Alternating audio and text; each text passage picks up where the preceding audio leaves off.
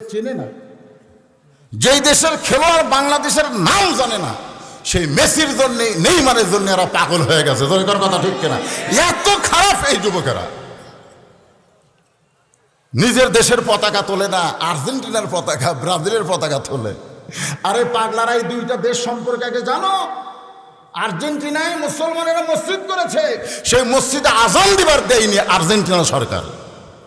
ব্রাজিলে প্রকাশ্যে কোনো নামাজ পড়ার জায়গা নাই, গোপনে গোপনে চোরের মতো পড়া লাগবে। যেই দেশে আজান দিবার দেয় না, নামাজ পড়ার দেয় না, আর সেই দেশের প্লেয়ারকে নিয়ে তোমরা নাচো, তোমরা এত নিচে নামছো। তোমাদেরকে ভালো করার মতন কোন ওয়াজ বাংলাদেশের বক্তার নাই। একটা ওয়াজ আছে, সেইটা হলো আল্লাহর কোরআন। এই কোরআনের ওয়াজ দেওয়া হবে না। এই কোরআনের সমাজ যেদিন চালু হবে, সেই দিন প্রত্যেকটা যুবক ভালো হতে বাধ্য হয়ে যাবে। জোরে তোর কথা ঠিক কিনা? ভালো হতে বাধ্য। এরা আমার সামনে দিয়ে ঘরে কেন বসবে নাকি? আশ্চর্য কথা। এই সামনে 2 ট্যাবলেট উঠে গেল দেখলাম, আমি যখন খুতবা দিচ্ছি তখন উঠে গেল। কারণ কি জানেন? ওরা 2 জন যখন মায়ের পেটে ছিল, এরা কিন্তু অ্যানালগ পদ্ধতিতে হয়নি, এরা হলো ডিজিটাল সিজার করা। ধরে কোন কি করা? কারণ একটা সন্তান বাইর করবার গেলে ঠেলা আছে, এখন তো কোনো ঠেলা নেই। পেট কাটে, ওই ঘুমের মধ্যে থাকে, বার করে ভিন্ডি লাগলে ঘুরাই, কানলে ডাক্তার কাছে জেতা আছে। বুঝলেন? আমার দাদি কইছে, তোরা যখন টানা বার করা হয় তোর মাথা এত বড় যে বার হওয়ার চাইছ না, লম্বা হয়ে গেলি, পরে তোকে থাপড়া থাপড়া আমরা গোল করছি। আমার মাথা থাপড়ান লাগছে, তারপরে মাথা গোল হচ্ছে। যখন মায়ের পেটে ছিল, ওদের মা ভরা পেট নিয়ে গর্ভবতী অবস্থায় গোটা পাড়া ঘুরিছে, পেটের মধ্যে এদের ঘোরনি ব্যারাম শুরু হচ্ছে। তোর এখন কথা ঠিক কিনা? এরা জান্নাতের বাগানে বসে থাকতে পারবে না তো, বেয়াসাই যায়। আপনারা বসেন, ওগুলো বসার দরকার নাই, ঝামেলা জায়গা হচ্ছে না। এখন আসেন যে কথা বলতেছিলাম, এই জান্নাতের বাগানে যারা বসেছি, জবান খোলার একবার বলি, এই জায়গা কি বেহেশতের বাগান? এটা কি আপনাদের বিশ্বাস হয়? যদি প্রশ্ন করে বেহেশতের বাগান এরকম হলে বেহেশত খুব একটা ভালো নয়, তাহলে উত্তরে কি বলবেন? উত্তর আপনাকে জানা নেই। নিঝুম মজুমদারের মতন নাস্তিকের পাল্লার যদি পড়েন, আমাদের বাংলাদেশে একটা নাস্তিক টকশো করে, আর একটা মোহাম্মদ আলী কোন এক উপজেলার চেয়ারম্যান, এই শালা হোম্বা দাড়ি, মাথার টুপি, টকশোতে ও কোনোদিন আলেমদের পক্ষে একটা কথা কয় না। আমি একদিন ওয়াজে বললাম, আমরা বহু হিন্দুকে মুসলমান হতে দেখেছি, আমরা বহু খ্রিস্টানকে মুসলমান হতে দেখেছি, আমি বহু ইহুদিকে মুসলমান হতে দেখেছি, কিন্তু মুনাফিককে কোনোদিন মুসলমান হতে দেখিনি। ধরে কোন কথা ঠিক কিনা? কারণ যারা মুনাফিক তারা মনে করে আমরা মুসলমান, অথচ আল্লাহ বলেছেন, অমিনান নাসি মান ইয়াকুলু আমান্না বিল্লাহি ওয়া বিল ইয়াউমিল আখির ওয়া মা হুম বিমুমিনিন। ওরা বলবে আমরা আল্লাহ বিশ্বাস করি, পরকালকে বিশ্বাস করি, আমরা নামাজ পড়ি, রোজা করি, হজ করি, যাকাত দেই। আল্লাহ বলেছেন ওয়া মা হুম বিমুমিনিন, তুই মুমিন হবার পারিসনি, তোর এগুলো দেখি হবে। গোটা পৃথিবীর মধ্যে সবচাইতে মুনাফিকের বড় দেশের নাম হলো বাংলাদেশ। জোরবরের নাম কি? হুজুরের হাতে হিন্দু মুসলমান হবে, একটা মুনাফিক মুসলমান হচ্ছে না। এখন মুনাফিক কি, এই জিনিসটা সূরা আসর থেকে আমি আপনাদের সামনে স্পষ্টভাবে ক্লিয়ার করে বলে দেব ইনশাআল্লাহ। বেহেশতের বাগানে আমরা যারা বসেছি, আমরা সকলেই আল্লাহর বান্দা। সুবহানাল্লাহ না কেন? কেরে বান্দা মানে কি জানেন? আপনার মৃত্যু, খালি মৃত্যুটা আছে, এরপরে সরাসরি জান্নাতে চলে যাবেন, আপনার কবর নাই তো। যদি বলবেন হুজুর কবরে যে 3টা প্রশ্ন হবে, মান রব্বুকা, মান দীনুকা, মান নবিয়ুকা, 3টা প্রশ্ন করবে। 1 নম্বর প্রশ্ন হলো তোমার রব কে, 2 নম্বর প্রশ্ন হলো তোমার দিন কি, 3 নম্বর প্রশ্ন হলো তোমার নবী কে। হুজুর এই 3টা প্রশ্ন কি হবে না? আল্লাহ রাসূল বলেন প্রশ্ন হবে কিন্তু তোমাকে উত্তর দেওয়া লাগবে না। সাহাবীরা বললেন হুজুর প্রশ্ন হবে উত্তর দেওয়া লাগবে না, এরা কারা? আল্লাহ রাসূল বললেন যারা নামাজি, যারা নামাজি, নামাজ নিয়ে যারা কবরে গেছে, নামাজ পড়া অবস্থায় যারা মারা গেছে। মুনকির নাকির যখন জিজ্ঞেস করবে মান রব্বুকা, তোমার রবকে, তখন নামাজ দাঁড়িয়ে বলবে এই মুনকির নাকির, এই কাকে রব সম্পর্কে প্রশ্ন করতেছিস? যে মসজিদের মধ্যে ঢোকার পরে নামাজের নিয়ত করি সূরা ফাতিহায় কি বলে? আলহামদুলিল্লাহি রাব্বিল আলামিন। রুকুতে যখন বলে সুবহান রাব্বিল আযীম, সেজদায় গিয়ে বলে সুবহান রাব্বিল আলা। এখন বলো একটা মুসলমান দৈনিক 5 ওয়াক্ত নামাজে 17 রাকাত ফরজ আদায় করছে, সুন্নত কত রাকাত, নফল কত রাকাত, কতবার রব রব কইছে, আবার নতুন করে কবরত রবের প্রশ্ন হচ্ছে। তখন মুনকির নাকির কয় আল্লাহ তোমার বান্দা তো নবাবজাদার মতন শুয়ে আছে, কিন্তু ওর পক্ষে আমার সঙ্গে ঝগড়া করে খে। আল্লাহ বলতেছে যার নামাজ আছে তাকে রব সম্পর্কে প্রশ্নের দরকার নেই। সুবহানাল্লাহ। আমা দিনুকা, তোমার দিন কি? এই যে দিন সম্পর্কে প্রশ্ন করা হবে, বাংলাদেশে কিন্তু ইসলাম আছে, দিন নাই। আমি বুঝালি আপনারা বুঝবেন। কোরআনে কিন্তু আকিমুদ্দিন আছে, আকিমুদ্দিন, দিন কায়েম করো। দিন যতদিন কায়েম না হবে, আকিমুসসালাহ, নামাজ ততদিন কায়েম হবে না। আমাদের বাংলাদেশের দিনের খবর কি? দিন রাত, দিন এখন রাত হয়ে গেছে। আসেন শোনেন, মালিকি ইয়াউমুদ্দিন, আকিমুদ্দিন কিভাবে প্রতিষ্ঠা হবে তার আগে আমি আপনাদের বলতেছি আমাদের ডিগ্রি সম্পর্কে। আমাদের জন্য যে আল্লাহ জান্নাত বানাইছে এ কথা কি আপনাদের বিশ্বাস হয়? কতদিন আগে বানাইছে? জান্নাত বানাইছে আল্লাহ, কিন্তু ফেরেশতারা তৈরি করছে। মানে আল্লাহ নিজে কোনো কাম করে না। এই যে আমরা পাপ করি না সওয়াব করি, এগুলোকে আল্লাহ লেখে না ফেরেশতা লেখে? আমাকে জানকে আল্লাহ কবজ করবি না আজরাইল করবি? আমাদের কবরে সওয়াল জবাবকে আল্লাহ করবি না ফেরেশতা করবি? কি কথা! তার মানে আল্লাহর একদল সৈন্য আছে, তারা হলো ফেরেশতা। এই ফেরেশতার যিনি সবচাইতে বড় ফেরেশতা জিবরাইল বলতেছে আল্লাহ এত সুন্দর জান্নাত আপনি যেই বান্দাকে দিবেন, এই জান্নাতটা কেমন একটু নিজের চোখে দেখতে পারছে? আল্লাহ বললেন তৈরি করার সময় দেখিসনি? জিবরাইল বলতেছে আল্লাহ খালি তৈরি করেই গেছি, মিস্ত্রি হয়ে, হেড মিস্ত্রি হয়ে, জোগাড়দার সব ফেরেশতা, আমি হলাম হেড মিস্ত্রি, ভালো মতো দেখা হয়নি। আল্লাহ বলতেছে ঠিক আছে, তোমার দরখাস্ত মঞ্জুর করলাম। ফেরেশতা জিবরাইল বলতেছে আলহামদুলিল্লাহ আলহামদুলিল্লাহ। আল্লাহ চাওয়া মাত্রই দরখাস্ত মঞ্জুর হলো। আল্লাহ বলতে জিবরাইল তুমি যদি বলতে জান্নাতে থাকতে চাই তাহলে দরখাস্ত মঞ্জুর করতাম না, কারণ তুমি চাইছো জান্নাত দেখবার চাই, দেখার সুযোগ হবে কিন্তু থাকার জায়গা তোমার জান্নাতে নেই। সুবহানাল্লাহ হবেন না? ফেরেশতা জিবরাইল বলতেছে আল্লাহ তো মারিফতের পেঁয়াজ হলো, দেখার সুযোগ হবে থাকার জায়গা নাই। আল্লাহ বলতেছেন দুনিয়া বাল তুসিরুনাল হায়াতাদ দুনিয়া ওয়াল আখিরাতু খায়রু ওয়া আবকা। আমি দুনিয়াতে যাদেরকে ক্ষণস্থায়ী জীবন দিয়েছি, এই ক্ষণস্থায়ী জীবন পাইয়া আমার গোলামি যারা করেছে, আমি আল্লাহ কেবলমাত্র তাদেরকে জান্নাতে থাকার জায়গা দিব। আপনারা বলেন তো তারা কারা? আমরা মানুষ কথা না। আমি এতদিন জানতাম মানুষ উভয় লিঙ্গ, মানুষ শব্দটা হলো উভয় লিঙ্গ, আমি এতদিন তাই জানতাম। মানুষের মধ্যে পুরুষ মানুষ মেয়ে মানুষ আছে না নাই? যেরকম আছে না নাই? আমার মাইকের সাউন্ডকে সবাই ঠিক মতো শুনতে পাচ্ছেন? তাহলে মানুষের মধ্যে উভয় লিঙ্গ, মানুষ শব্দটা কি লিঙ্গ? উভয় লিঙ্গ। আমি একদিন পুরুষ আর নারী নিয়ে ওয়াজ করতেছি, সাইড থেকে একজন বলতেছে হুজুর 50 বছর পরে বাংলাদেশে নতুন একটা চেয়ারম্যান হচ্ছে, আপনি তাকে চেনেন? স্বাধীনতার পরে এরকম চেয়ারম্যান কেউ হয়নি, এইবারে হচ্ছে। আমি বললাম কে ভাই? বলে হিজরা চেয়ারম্যান। হিজরা কোন লিঙ্গ?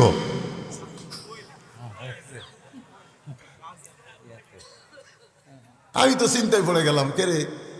একজন বলতে যে হুজুর, পুরুষ মানুষ মারা গেলে 3 কাপড় দেওয়া লাগে, মেয়ে মানুষ মারা গেলে 5 কাপড়, হিজড়া মরলে কয় কাপড়? এইরকম প্রশ্ন করবে, উত্তর দেওয়ার জন্য আমি প্রস্তুত ছিলাম না, কিন্তু করতেও তো পারে যে খেয়ার উপরে সামিয়ানা, এইটা জান্নাতের বাগান কেমনে হয় বুঝাই দাও। প্রশ্ন তো করতেও পারে, জোরে কর কথা ঠিক কিনা? করতেও তো পারে। এখানে আল্লাহ বলতেছেন ইন্নাল ইনসানা লাফি খুসর, নিশ্চয় মানুষগুলো ক্ষতির ভিতরে। এই মানুষের মধ্যে পুরুষ আছে, নারী আছে। এখন থেকে বোঝা গেল হিজড়াও, কথা কয় না, হিজড়াও আছে।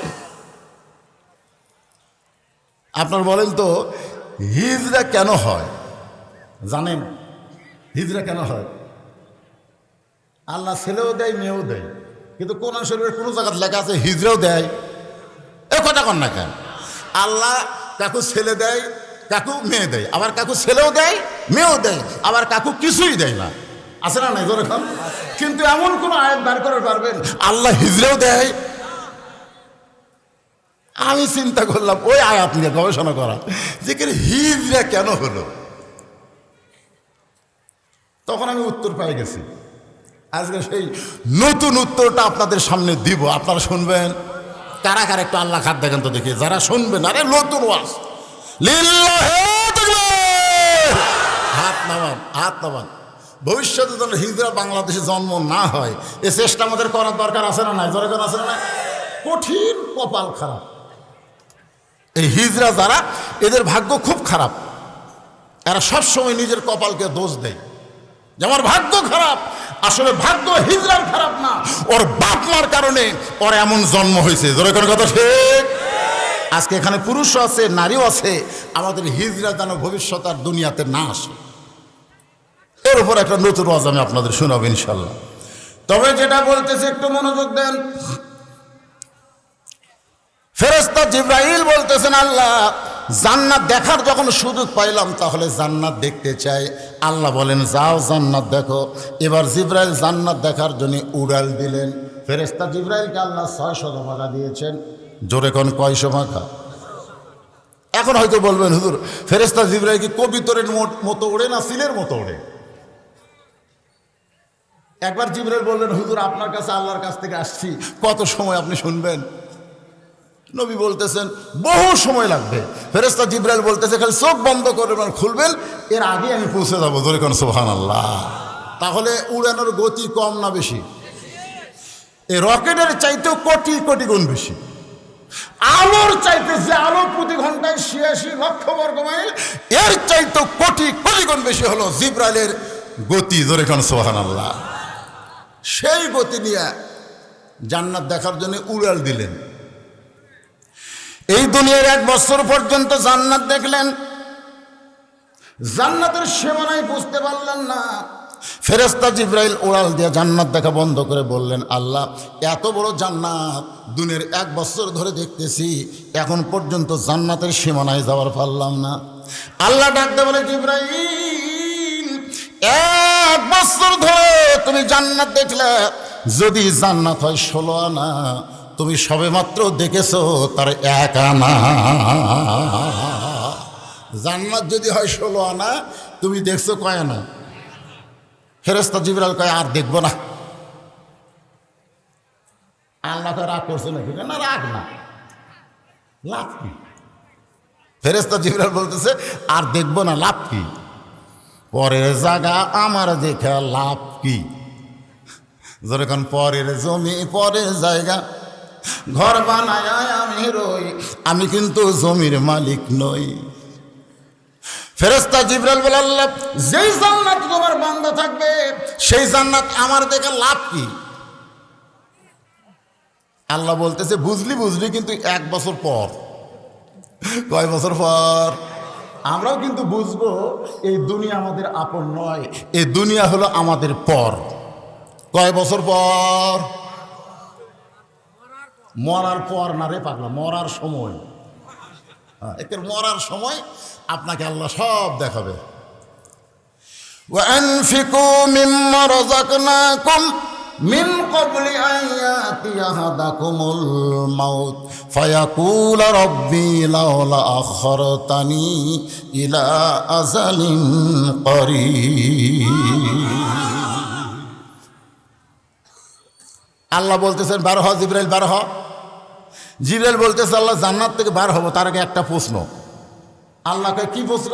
বলে যেই বান্দার জন্য আপনি এত বড় জান্নাত বানালেন, আমার 600 পাকা থাকার পরেও, পৃথিবীর সবচেয়ে দ্রুত গতি আমার থাকার পরেও আমি 1 বছর দেখলাম কয় আনা, আর ওর তো পাকা টাকা কিছু নেই, আরে হেঁটে 1 কিলোমিটার যাবি, আর সেই বান্দার জন্য এত বড় জান্নাত খামাখা বানাইলেন। এই জান্নাতকে আপনার বান্দারা কোনোদিন দেখে শেষ করতে পারবে? আল্লাহ বলতে জিবরাইল আমার বান্দা সম্পর্কে তোর ধারণা কি? জিবরাইল চমকে উঠছে। আল্লাহ বলতেছে আমার বান্দা সম্পর্কে তোমার ধারণা কি? জিবরাইল চমকে উঠছে কেন? কারণ আমাদের বাবার কদমে কিন্তু ওই জিবরাইল সেজদা দিছে। সুবহানাল্লাহ কন্যা উসজুদু লিআদম, উসজুদু লিআদম, আদমকে সেজদা কর।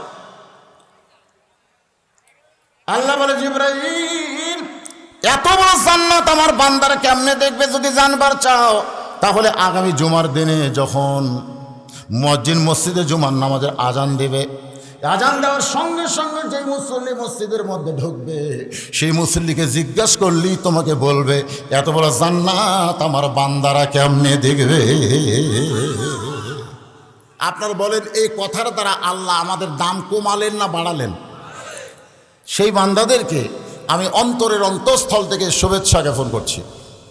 আমার সম্মানিত মায়েরা, ফেরেশতা কিন্তু হাওয়াকে সেজদা করে নাই, আদমকে সেজদা করেছে। ধরে কোন ঠিক এ কথা কন না কেন? আচ্ছা, যখন আদমকে ফেরেশতারা সেজদা করছিল তখন হাওয়া কোথায় ছিল? ছিল ছিল কারণ দেখেন আল্লাহর কি কারসাজি, আদমের দেহের বাম পাজরের বাঁকা হাড় দিয়ে কিন্তু হাওয়া বানাচ্ছে। ধরে কোন কথা ঠিক কিনা? যদি অন্য কোনো জায়গা থেকে মাটিটা টেনে হাওয়ারে বানাইতো তাহলে কিন্তু সেজদার মধ্যে হাওয়া পড়তো না। কিন্তু রে বাবা,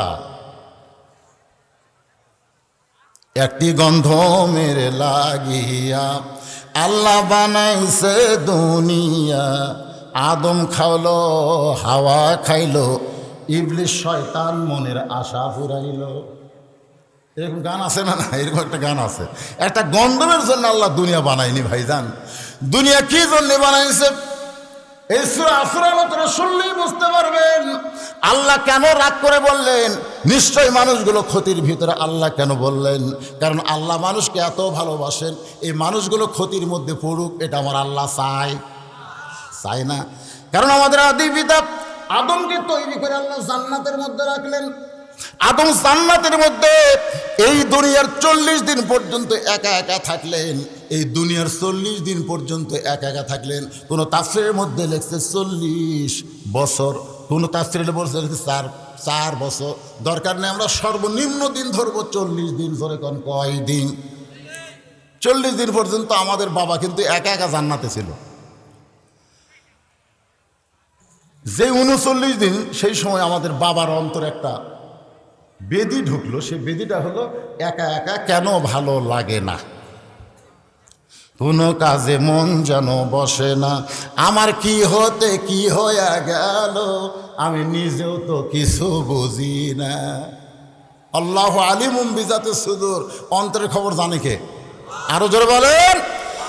আদমকে আল্লাহ ঘুম দিলেন, ওই ঘুমের মধ্যে বাম পাজরের বাঁকা হাড় দিয়া আল্লাহ মা হাওয়াকে তৈরি করলেন। মা হাওয়াকে সৃষ্টি করার পরে দুইজনকে জান্নাতে থাকতে দিয়ে বললেন ওই গাছের কাছে যাইও না। আগে কিন্তু আল্লাহ বলে নাই, যখন হাওয়াকে তৈরি করেছে তারপরে কিন্তু আল্লাহ বলেছেন।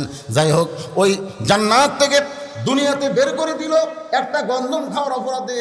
এই দুনিয়াতে যখন আদম আসলেন বাজান গো, 350 বছর পর্যন্ত ওই আল্লাহর হুকুমকে না মানার ভুল অপরাধকে বিশ্বাস করে 350 বছর পর্যন্ত তিনি তওবা করলেন। ওই তওবাটা আল্লাহ আমাদের জন্য কোরআন শরীফে দিয়েছে। সকলে আমার সঙ্গে পড়েন, রব্বানা পড়েন, রব্বানা যালামনা আনফুসানা ওয়া ইল্লাম তাগফির লানা ওয়া তারহামনা লানাকুনান্না মিনাল খাসিরিন। মাশাআল্লাহ। এখন আসেন, সে আদমের সন্তান হচ্ছে আমরা মানুষ। আল্লাহ বললেন ইল্লাহ, খুব খেয়াল করবেন, ইল্লাহ দিয়ে আল্লাহ ইস্তেসনা করলেন। ইল্লার পরে যে চারটা কথা আছে, এই চারটা যাদের মধ্যে থাকবে তারা ক্ষতির মধ্যে পড়বে না। এক নম্বর হচ্ছে, এক নম্বর কি? আল্লাযিনা আমানু, যারা ঈমান গ্রহণ করেছে। আমার সামনে যত লোক বসে আছেন আমাদের সকলের ঈমান আছে না নাই? আমাকে একজন বলছে, হুজুর এই নামাজের ওয়াজ, হজের ওয়াজ, জাকাতের ওয়াজ বাদ দিয়া আগে ঈমানটা ঠিক করেন তো। ঈমান ঠিকের ওয়াজ করেন। নামাজ পড়ে আবার গাছের ডালে তেনা বাঁধে, গাছের ডালে লাল তেনা বাঁধে। আমি রাস্তার মধ্যে দেখলাম, তেনা বাঁধা আছে না নাই? তা আপনার কন তো যে যার ঈমান আছে তাই গাছের ডালও তেনা বাঁধবে কি? তো বান্ধা কেন? কে বান্ধেলা? এগুলো বান্ধে কে? শোনো, কোনো পীর টির নাই। গোটা কোরআন হাদিস খুঁজে দেখেন, ওগুলো নাই তো, ওগুলো নাই বাদান।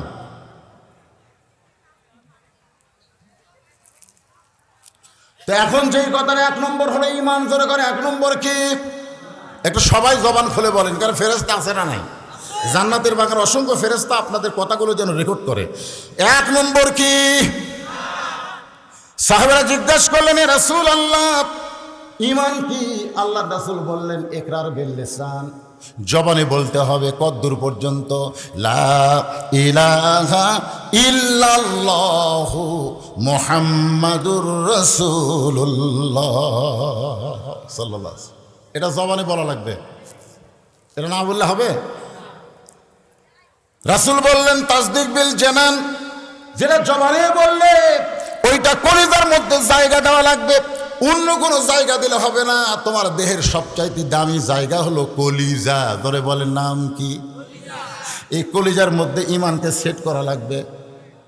3 নম্বর হলো আমল বিল আরকান, শুধু কলিজার মধ্যে জায়গা দিলে হবে না, ওই ঈমান অনুযায়ী আমল করা লাগবে। আপনারা বলেন তো, ঈমান গ্রহণ করার পরে 1 নম্বর আমল কি? এই দেখেন, আপনারা বুঝতে পারছেন। এই জন্য আল্লাহ বললেন ওয়া আমিলুস সালিহাত, 1 নম্বর নেক আমল হলো নামাজ। আপনি যদি হজ না করেন আপনি বেঈমান হবেন না, যাকাত যদি না দেন আপনি বেঈমান হবেন না, রোজা যদি না করেন আপনি বেঈমান কিন্তু হবেন না। কিন্তু রাসূল বললেন লা সালাতা লা ঈমানা, যার নামাজ নাই তার ঈমান নাই।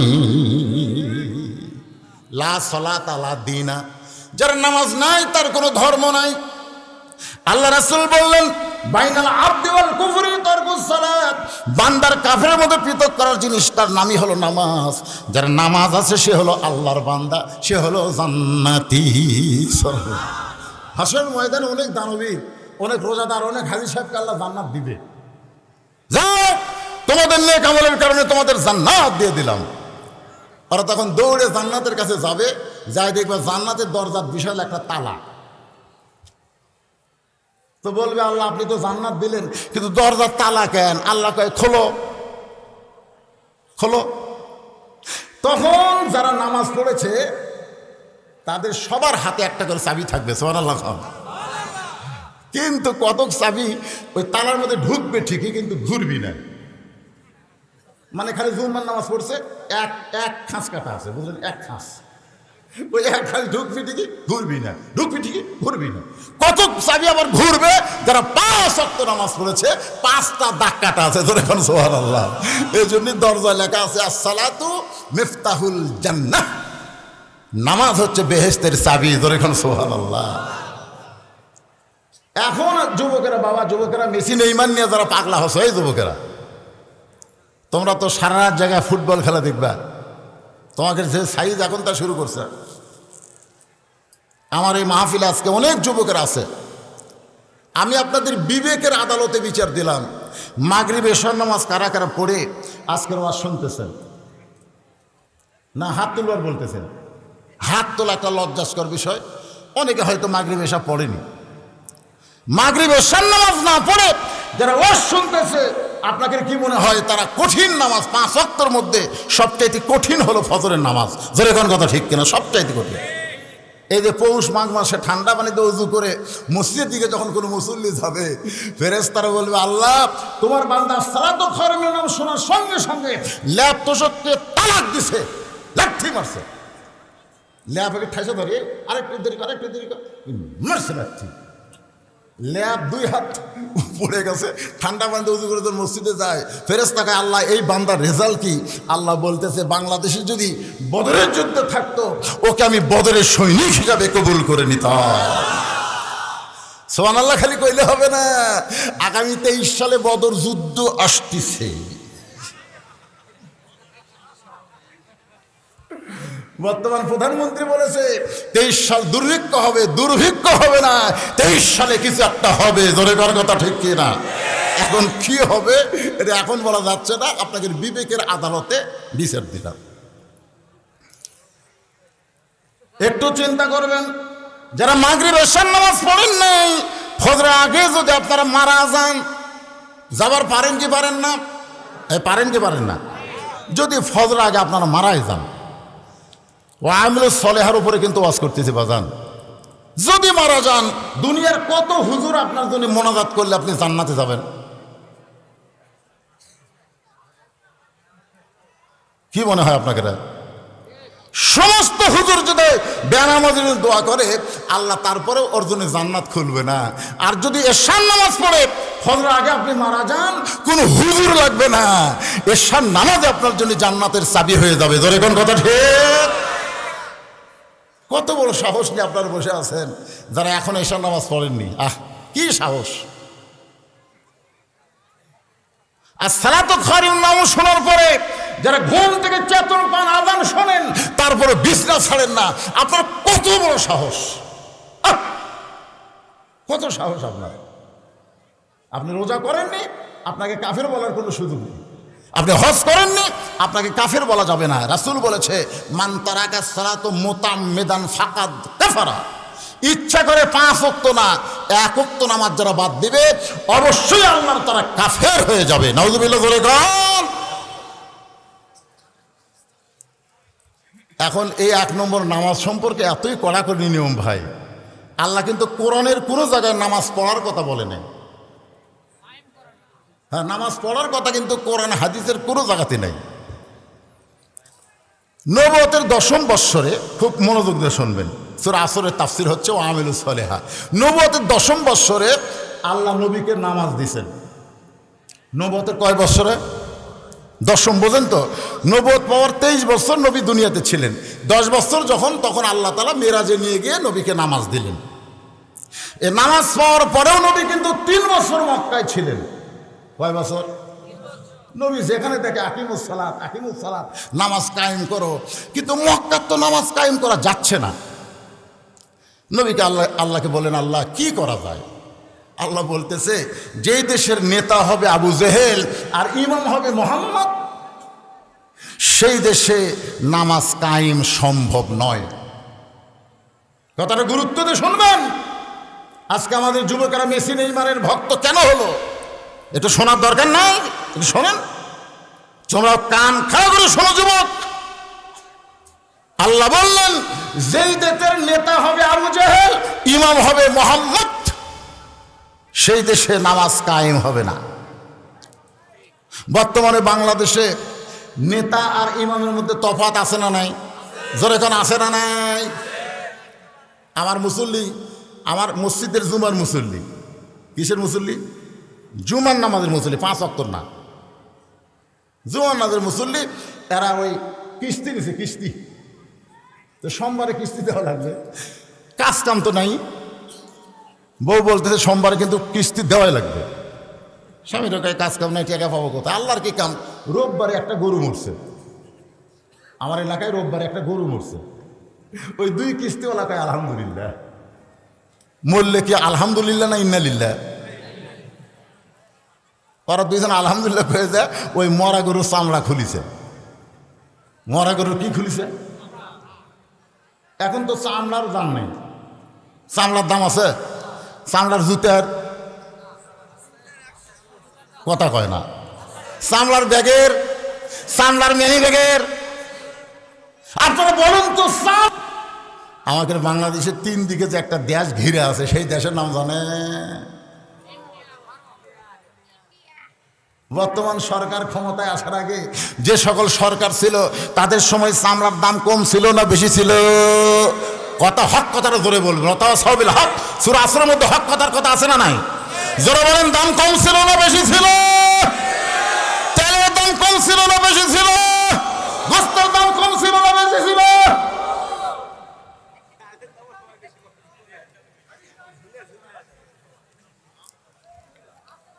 তাহলে চামড়ার জুতার দাম বেশি, চামড়ার ব্যাগের দাম বেশি, কিন্তু ঈদুল আজহার দিনে চামড়ার দাম কম একটাই কারণ, ওই ভারতের লক্ষ্য করে দেখলো এই চামড়ার পয়সাগুলো অধিকাংশ কওমি মাদ্রাসায় যায়, আর চামড়ার পয়সার যদি কওমি মাদ্রাসায় যায় ওরা আবার মুদির বিরুদ্ধে আন্দোলন করে, এই জন্য চামড়ার দাম কমাই দিছে। ভারতে অধিকাংশ গরু বাজান একটু খেয়াল করবেন, ওদের দেশের চামড়ার দাম আছে কিন্তু আমার দেশে নাই। এটা আন্তর্জাতিকভাবে একটা ইসলাম ধ্বংস করা, আল্লাহর কোরআনকে নস্যাৎ করার একটা চক্রান্ত। ধরে কোন ঠিক কিনা? কিন্তু কোনো লাভ আছে? কেন লাভ নাই? আল্লাহ নিজেই বলেছে, ইন্না নাহনু নাযালনা যিকরা ওয়া ইন্না লাহু লাহাফিজুন। এই রে, করোনার মধ্যে যখন প্রাইমারি মাস্টারেরা স্কুলে যায় না, মাস গেলে বেতন দিয়ে চলে আসে, আমার মাদ্রাসার হুজুর কয়, হুজুর করোনার সময় তো লেখাপড়া করালো না, এরপরেও বেতন পায়, কারণ কি? আমি বললাম, বাজান প্রাইমারির দায়িত্ব নিচ্ছে সরকার, আর হাফিজুল মাদ্রাসার দায়িত্ব কোনো সরকার নেয়নি, স্বয়ং আল্লাহ নিয়েছে। ধরে কোন কথা? হে আল্লাহ দায়িত্ব নিয়েছেন কে? আল্লাহ। ওরা আগডুম বাগডুম শিক্ষা দিয়ে মাস গেলে 50,000 টাকা বেতন পায়। এরা জালিকাল কিতাবুল আরাইফি হুদাল লিল মুত্তাকিন, এই সত্যি শিক্ষা দিয়ে 3 মাস হলো বেতন বাকি। আমি একটা হুজুরকে বললাম, বেতন বাকি বাদ দেন, এ চাকরি না করে একটা অটো ভ্যান চালান, দিন গেলে 500 টাকা খেলে চকচকা টাকা পাবেন। তো আমার দিকে তাকায় চোখের পানি বের করে বলে, হুজুর আল্লাহর কোরআনের মহব্বত সিনার মধ্যে এত বেশি যে বেতন না পাইলেও হাসি মুখে আমি আল্লাহর কোরআনকে ভালোবাসি। ধরে কেন সুবহানাল্লাহ। আল্লাহর বান্দার একটু মনোযোগ দেবেন। ওয়া আমিলুস সালিহাত, নেক আমল বুঝাইতে গিয়ে আমি আপনাদের সামনে আলোচনা করতেছি, কিন্তু আমার মা বোনদেরকে ওরা থামাবার পারতেছে না। আপনারা থেমে গেছেন কিন্তু ওরা থামতেছে না, ওখান থেকে হোট হোট শব্দ শোনা যাচ্ছে। বলে ঠিক কিনা? তার মানে কি, এরা গরু ছাগলের চাইতেও খারাপ হয়ে গেছে। আমি মা বোনদের জন্য বলতেছি, মা আপনাদের জন্য 5টা মিনিট ওয়াজ করবো, একটু কান খাড়া করে শোনেন। কতগুলো মেয়ে মানুষ ফাতেমার সঙ্গে দেখা করবে, কতগুলো মেয়ে মানুষ নবীর মেয়ে ফাতেমার সঙ্গে দেখা করবে, কিন্তু বাড়ির কাছে গিয়ে দেখে দরজাখানা বন্ধ। বাড়ির দরজা কি বন্ধ? এখন দরজা বন্ধ থাকলে মেয়েরা ফাতেমার সঙ্গে দেখা করে কেমনে? তো লক্ষ্য করে দেখে ছোট্ট একটা বাচ্চা সামনে দৌড়াদৌড়ি করতেছে, খেলাধুলা করতেছে। একজন মেয়ে বাচ্চাকে ডাক দিলেন, বাবু এদিকে আসো তো। বাচ্চাটা দৌড়ে গিয়ে বলতেছে, আসসালামু আলাইকুম। মেয়েরা সবাই চমকে উঠছে, কে রে, খুব ভদ্র তো। আমরা ডাক দিলাম, বাবু এদিকে আসো তো, আর বাবু আমাদের কাছে আসসালামু আলাইকুম। তখন মেয়েদের মধ্যে একজন বলতেছে, তোমার নাম কি? বলে, আমার নাম হলো হোসাইন ইবনে আলী। সুবহানাল্লাহ, আমার নাম হলো হোসাইন ইবনে আলী। মেয়েরা বুঝতে পারল এইটাই ফাতেমার সন্তান হোসাইন। মেয়েরা হোসাইনকে আদর করতে চাইল, হোসাইন তাদের আদর না নিয়ে বললেন, আপনারা কি বলবেন বলেন। তখন হোসেনের বয়স মাত্র 4 বছর। ধরে কোন কয় বছর? 4 বছরের বাচ্চা খই ফোটার মতন বলতেছে, কি বলবেন বলেন। মেয়েরা বলতেছে, আমরা তোমার মায়ের সঙ্গে একটু দেখা করবার চাই, তুমি যদি তোমার মায়ের কাছে গিয়ে একটু অনুমতি নিয়ে আসতে পারো। সঙ্গে সঙ্গে হোসেন খেলাধুলা বাদ দিয়া ওই মেয়েদের কথা মতো মায়ের কাছে অনুমতি নেওয়ার জন্য রওনা দিলেন। সাল্লাল্লাহু আলাইহি। যে ঘর ডেঙ্গায়া ফাতেমার ঘরে যাওয়া লাগবে, কারণ ফাতেমা যেখানে আছে সেটা হলো অন্দর মহল। ধরে বলেন কি মহল? আল্লাহ কোরআনে বললেন, অকরণ ফি বুয়ুতিকুন্না ওয়ালা তাবাররাজনা তাবাররুজাল জাহিলিয়াতিল উলা। সুবহানাল্লাহ।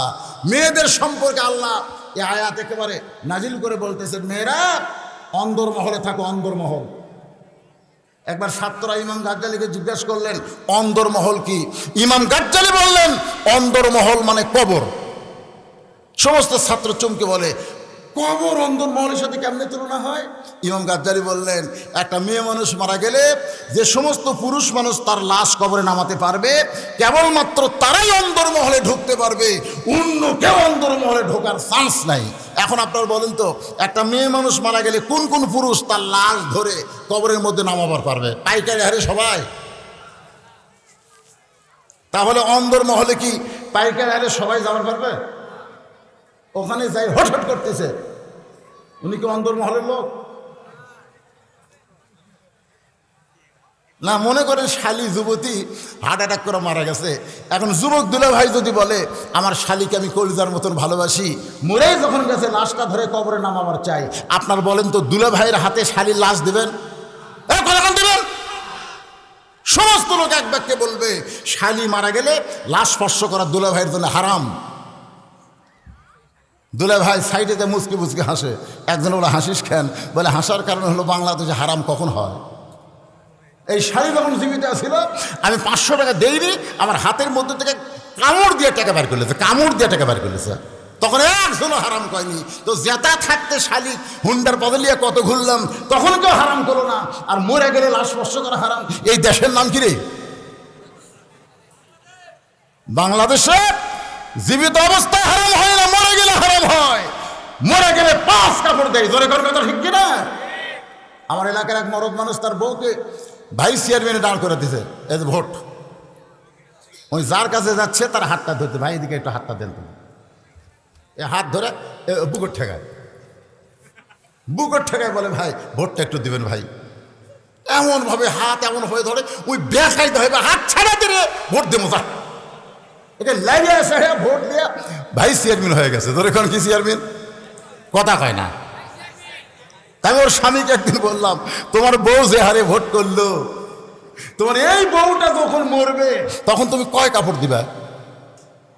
আমার কয় হুজুর আপনি আলেম হয়ে জানেন না কয় কাপড় দেওয়া লাগে? আমি তো জানি রে ভাই 5 কাপড় দেওয়া লাগে। তোমার বউ কয়টা দিবা? সবাই যা দেয় আমি তাই দিব। তাহলে তোমার বউকে সবাই দেখলো, সবাই স্পর্শ করলো, তোমার বউ ভাই ভাই করে সবার হাত ধরে ভোট নিল, আর সেই বউকে 5 টাকা বলো মরার পরে দিবা, জীবিত অবস্থায় দিলা না। এমন পর্দা বাংলাদেশে চলে, কিন্তু আল্লাহর কোরআনে চলে না। হোসেন যেই মাত্র অন্দরমহলে ঢুকতে চাচ্ছে, আমার দিকে তাকান, 4 বছরের বাচ্চা, 4 বছরের। তখন হজরত আলী আল্লাহর কোরআন শরীফ পড়তেছিল, এরকম কোরআন পড়তেছে। আপনার যখন কোরআন পড়েন সরাসরি যোগাযোগ হবে কার সাথে?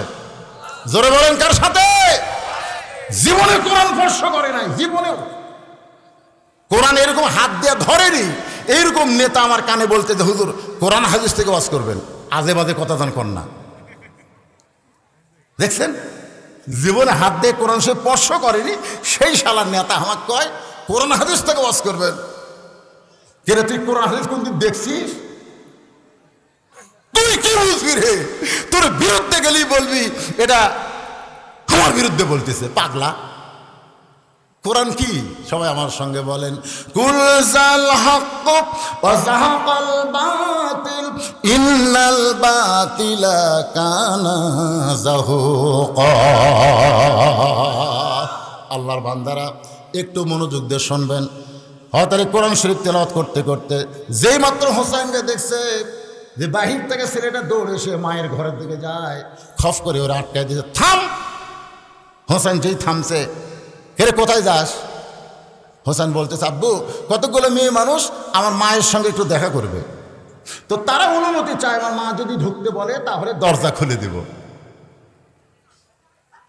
আলী বলতেছে ওই মেয়েরা তোর মায়ের সঙ্গে দেখা করার অনুমতি চাই, তা তোর বর্তমান তোর যে বয়স চলতেছে কয় বছর? হোসেন বলে বাবু আব্বা আপনি জানেন, আমি তো জানি না। 4 বছর। 4 বছরের কোন ছেলে দৌড়ে সেই মায়ের ঘরে ঢোকা যাবে না, দরজা ব্রেক করে মায়ের অনুমতি দেওয়া লাগবে। কারণ 4 বছরের ছেলে সব বোঝে। আপনার কোন বোঝে কি বোঝেন, কথা কোন বোঝে কি বোঝে, সব বোঝে। মা যদি ঘরের মধ্যে মনে করছে গোটা ঘরে তো আমার পর্দা, একটু গায়ের কাপড় ফেলে দিয়ে বসে আছে, এমন সময় যদি 4 বছরের বাচ্চা ঘরে ঢোকে, মা কিন্তু শুনতে উঠবে না। এই জন্য হযরত আলী বলতেছে, হোসেন মেয়েদের যদি তোর মায়ের কাছে ঢোকার অনুমতি রাখে, তোর অনুমতি দরকার। তুই ঢুকবার পারবি কিনা আগে সেই অনুমতি লে। সুবহানাল্লাহ।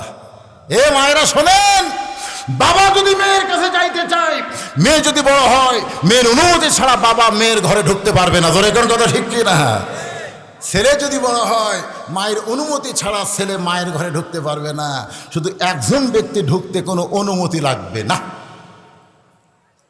আলী বলতেন, হোসেন সেই ব্যক্তি হলাম আমি ঢুকতে কোনো অনুমতি লাগবে না, বরং তুই বস, আমি তোর মায়ের কাছে যাবার চাই। ধরে কারণ সুবহানাল্লাহ।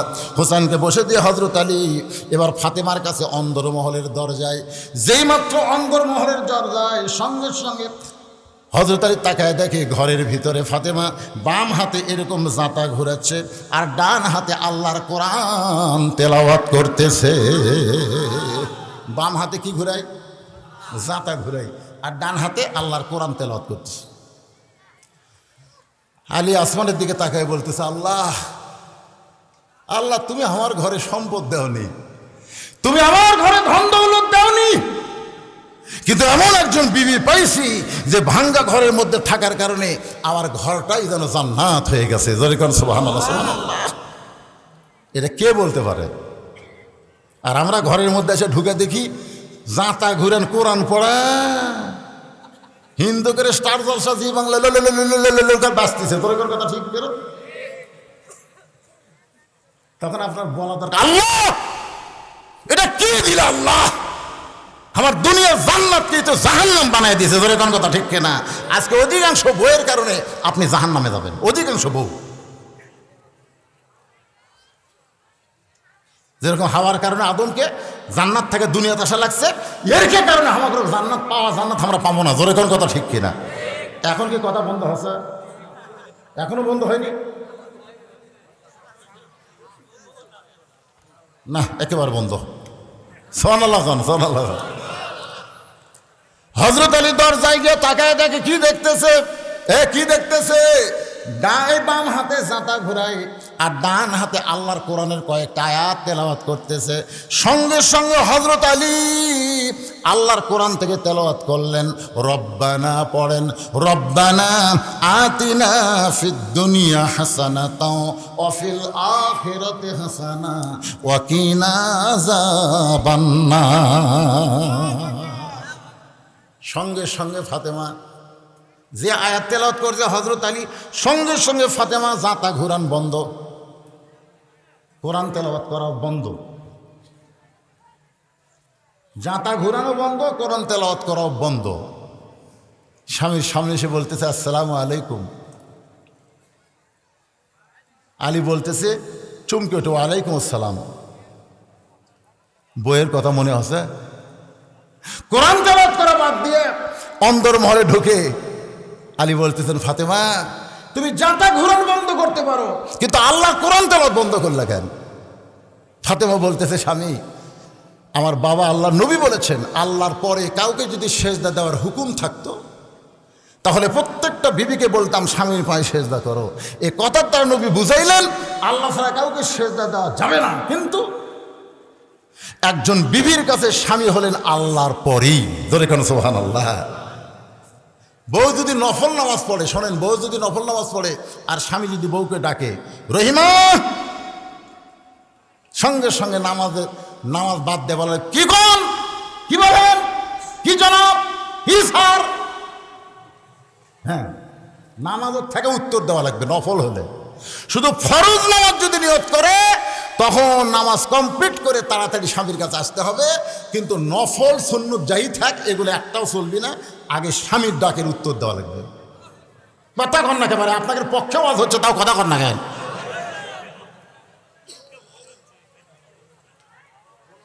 আর আমাদের গুলো যদি বলি রকেয়া, কথা কয় না। কে গো রোকেয়া খাতুন বেগম, লিলু কথা কয় না। কে গো রোকেয়া, কি ওরে বাবা রে, একবার দুইবারে কথা কয়নি, তিনবারে যা কইছে বসা স্বামী লাভ ধরছে ভয়ে। এত ডাকো কেন, আমার কাম নাই? কি কাম? বলে কাপড় খাসতেছি, তরকারি করতেছি, আমার কাম নাই? আল্লাহর ইসলাম বলেছে কোনো কাম তোর নাই, একটাই কাম, স্বামী ডাকা মাত্র স্বামীর কাছে হাজির হওয়া। সবার আল্লাহ কন, কোনো কাম নাই। কিসের কাম রে? ফাতেমা বলতেছে কিসের জাতা ঘুরেন আর কিসের কোরআন তেলাওয়াত? আপনি যখন দরজায় দাঁড়াইছেন কি কারণে?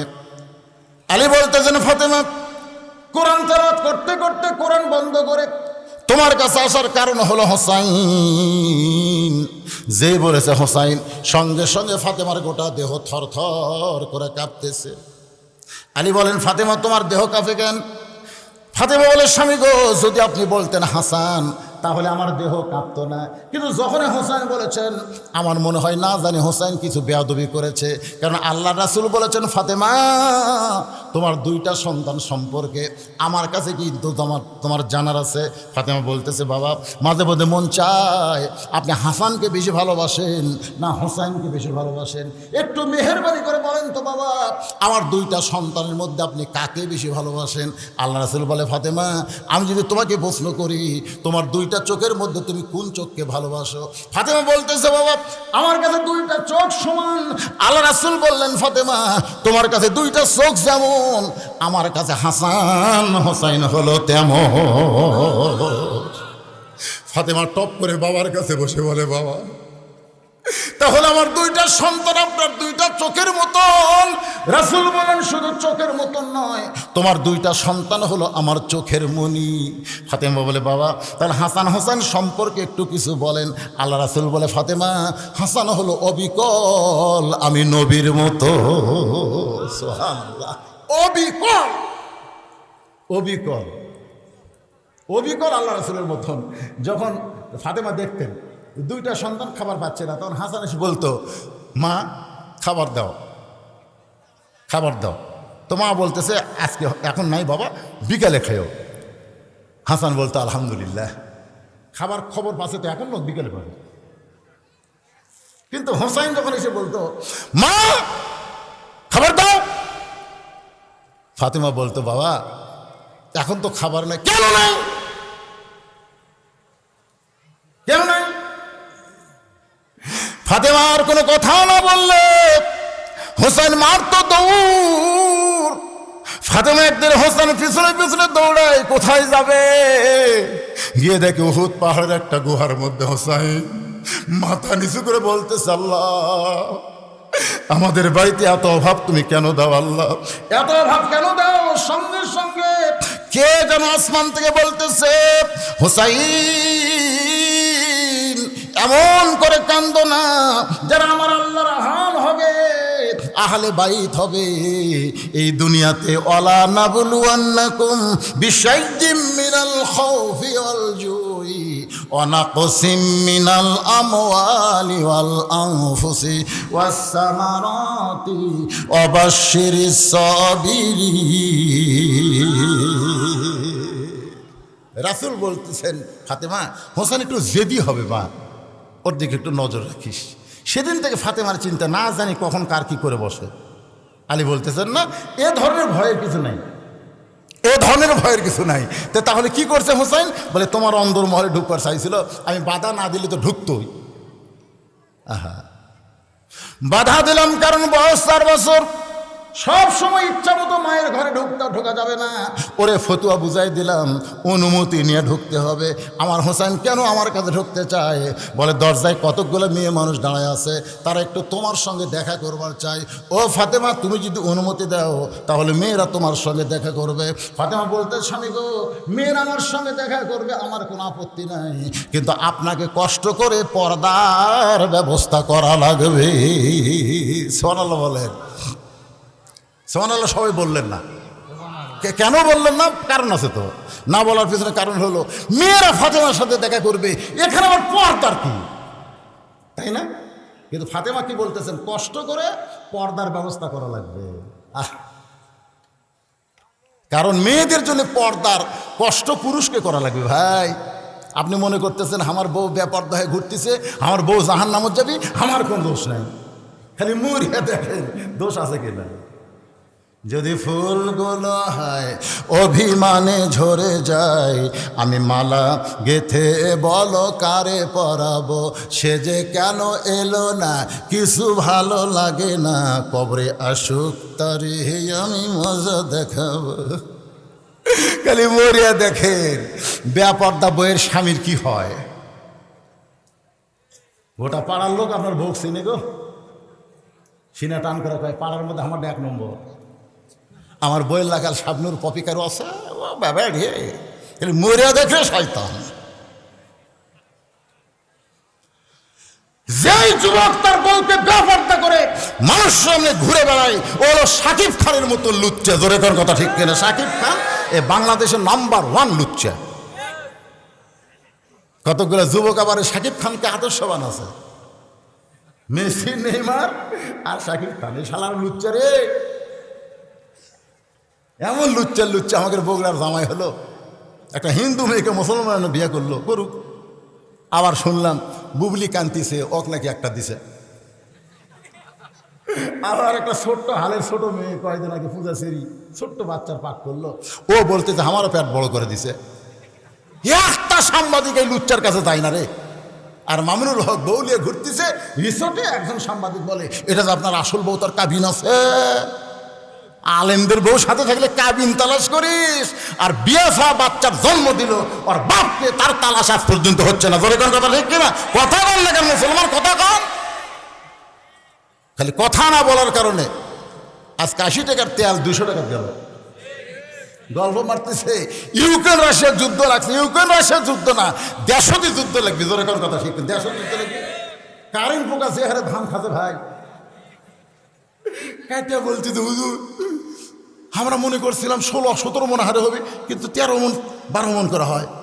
কাটা হলো 4,500। কামলার খরচ আছে না নাই? জোরে কোন আছে না নাই? হায় হায়, এখন বেশ পারে যায় চাউলের দাম বেশি, যারা কিনা খায় ওরা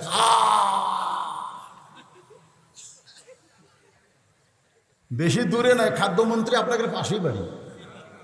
আমি এই মাসের 2 তারিখে ওনার একেবারে উপরে ওয়াজ করছি, মানে ওই বলদাহার ওনার বাসার সামনে ওয়াজ করছি। কি মন্ত্রী? আরো ধরে 90% মুসলমানের দেশে কারে মন্ত্রিত্ব দিতে হবে, কে মন্ত্রিত্ব নিবে? মুসলমান হিসেবে একটু চিন্তা করার দরকার আছে না নাই? আল্লাহর বান্দারা, নবী যখন মদিনার প্রেসিডেন্ট ছিলেন তখন নবীর 4টা মন্ত্রীর নাম বলি।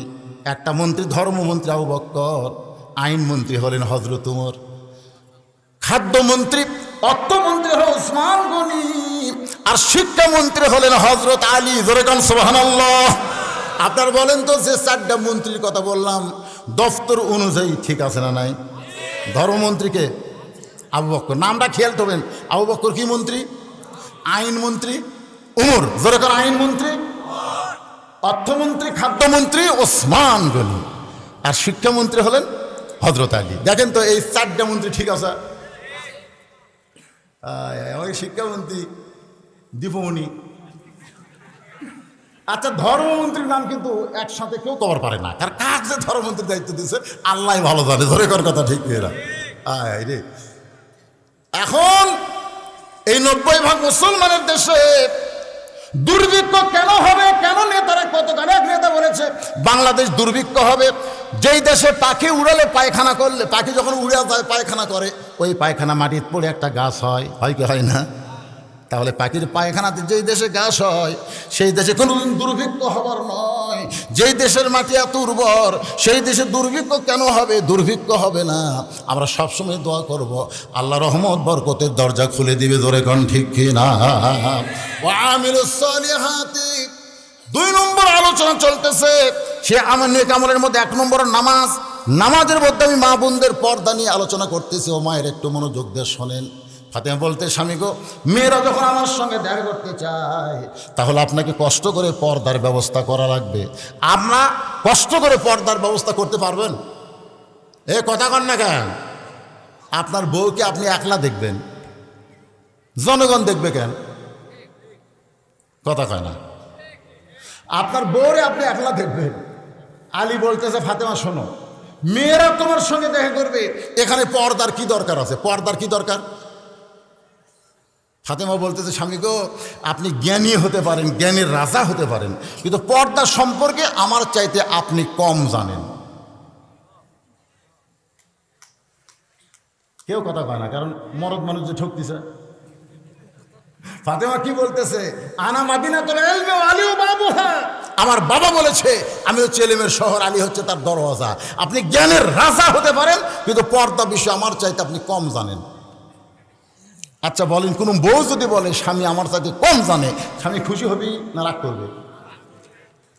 আলী বলতেছে ও ফাতেমা, আমার চাইতে পর্দা বিষয়ে তোমার কি জ্ঞান বেশি?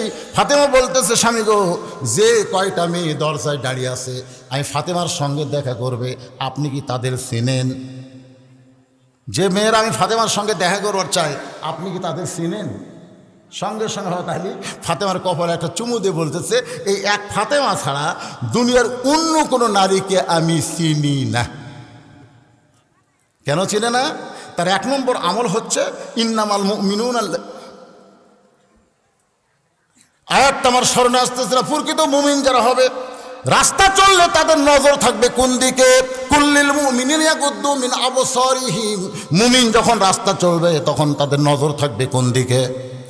জোরে বলেন কোন দিকে? তাহলে কার বউ কেমন সুন্দর এটা কি বলা যাবে, দেখা যাবে? এই যে নারী বলতেছেন ফাতেমা, একমাত্র তোমাকে ছাড়া আমি দুনিয়ার অন্য কাউকে চিনি না। ফাতেমা বলতেছে ওগো স্বামী, এই জন্যই তো আমি জানি, এই জন্যই তো আমি জানি, এই জন্যই জানি আপনি দুনিয়ার কোনো মেয়েকে চিনবেন না। ওই যে কয়টা মেয়ের আমার সঙ্গে দেখা করতে চায়, ওদের মধ্যে কেউ যদি একটা বেপর্দা নারী থাকে, সমস্ত নারীরাই তো আর বেপর্দা না, যদি কেউ বেপর্দা থাকে, ওই পর্দা নিশি মেয়েদের মধ্যে একটা বেপর্দা নারী যদি ফাতেমার চেহারা দেখে, ফাতেমার চোখের সাইজ কেমন, ফাতেমার মুখের সাইজ কেমন, ফাতেমার গায়ের রং কেমন, এটা পর পুরুষের কাছে বলতে পারে। আর পর পুরুষের কাছে যখন বলবে, তখন ঘরের মধ্যে ফাতেমা পর্দা করে লাভ হবে না, এই ফাতেমার খবর দুনিয়ার মানুষ জানতে পারবে। জোরে কোন ঠিক কিনা? কারণ মা ফাতেমা পর্দাকে এত পছন্দ করে। আল্লাহ নবী যখন বললেন ফাতেমা, নারীদের জন্য মাত্র 4টা নেক আমল করা লাগবে মা, 1 নম্বর নামাজ, 2 নম্বর রোজা, 3 নম্বর সতীত্বের হেফাজত, 4 নম্বর পর্দা করা। ফাতেমা বললেন বাবা, এই 4টি আমলের মধ্যে সবচাইতে গুরুত্বপূর্ণ আমল কোনটা? আল্লাহ নবী বললেন মেয়েদের মধ্যে সবচাইতে গুরুত্বপূর্ণ আমল হলো পর্দা করা। জোরে কোন কি করা? আচ্ছা, বেপর্দা নারী যদি নামাজ পড়ে, নামাজ কবুল হবে না। জোরে কোন কি হবে না? বেপর্দা নারী যদি রোজা করে, রোজা কবুল হবে? বেপর্দা নারী স্বামীর খেদমত করলেও জান্নাতে যাওয়ার পারবে না। এই জন্য রাসূল বললেন মেয়েদের 4টা আমলের মধ্যে সবচাইতে গুরুত্বপূর্ণ আমল হলো পর্দা, আর পুরুষের আমলের মধ্যে সবচাইতে গুরুত্বপূর্ণ আমল হলো নামাজ। খুব খেয়াল করবেন, নারীদের 1 নম্বর আমল কি? আমার কথা কি ঠিক মতো আপনারা শুনতে পাচ্ছেন? তাহলে হোহা করতেছেন না কেন?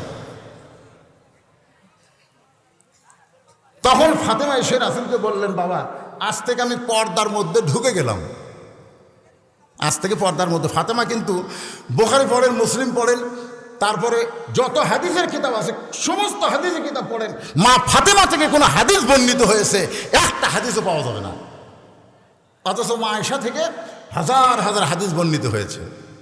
অথচ রাসূল আয়েশা সম্পর্কে বলে নাই, ফাতেমা সম্পর্কে বলেছেন সাইদাতুন নিসায়ে আহলিল জান্নাহ, সাইদাতুন নিসায়ে আহলিল জান্নাহ, খাতুনে জান্নাত ফাতেমাতুজ জোহরা। জোরে কোন সুবহানাল্লাহ। আয়েশা কিন্তু হজ করেছে, অথচ মা ফাতেমা হজ করেনি।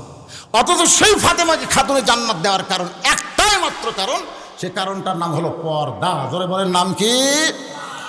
গভীর রাতে হযরত আলী জান্নাতুল বাকির মধ্যে ফাতেমাকে দাফন করে আল্লাহকে যখন বলতেছে আল্লাহ আল্লাহ, ফাতেমা আমার পর্দানিশী বিবি ছিল, ফাতেমার প্রতি তুমি খুশি হয়ে যাও, এই দোয়া করে যেই মাত্র তাকাইছে, সামনে কয়েকটা